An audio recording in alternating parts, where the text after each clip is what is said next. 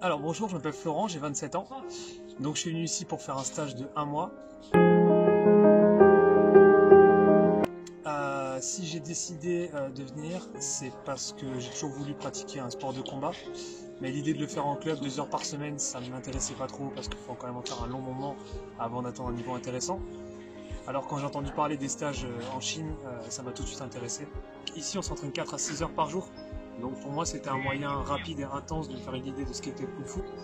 Donc aussi ce qui m'a attiré, c'est de venir vivre cette expérience ici à Denzheng en Chine, qui est l'un des berceaux du Kung Fu, avec des instructeurs de qualité.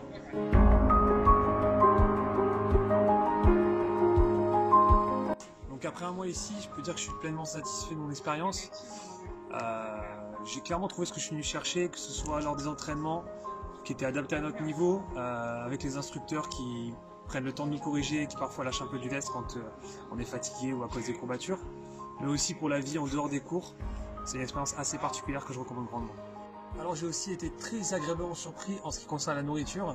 Les repas sont variés, équilibrés et franchement bons, et je trouve ça important quand on se dépense autant.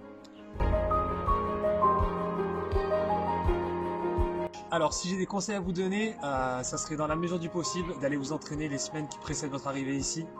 Aller courir, essayer de faire des étirements pour vous assouplir un peu, parce que ça facilitera vos débuts ici, sachant que dans tous les cas, la première semaine, vous échapperez pas aux courbatures.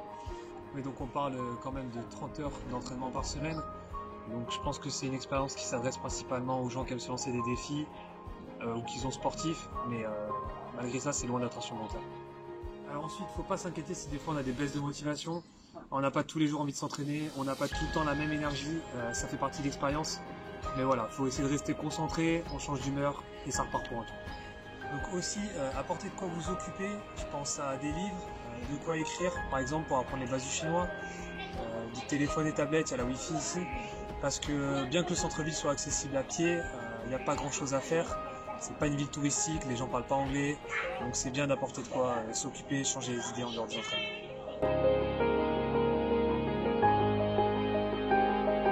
Alors, ce qui risque de manquer ici, le cadre, je pense pas à la ville qui est pas très attachante, mais plus à l'environnement autour de l'école.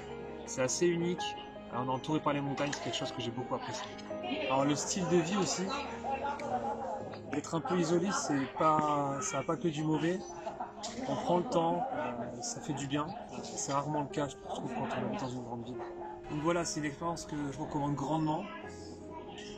Personnellement, je suis très heureux de m'y être investi. Je repars avec des bonnes bases de Kung Fu, mais aussi avec un sentiment d'avoir vécu une expérience unique. Donc, si c'était à refaire, je le referai sans hésiter.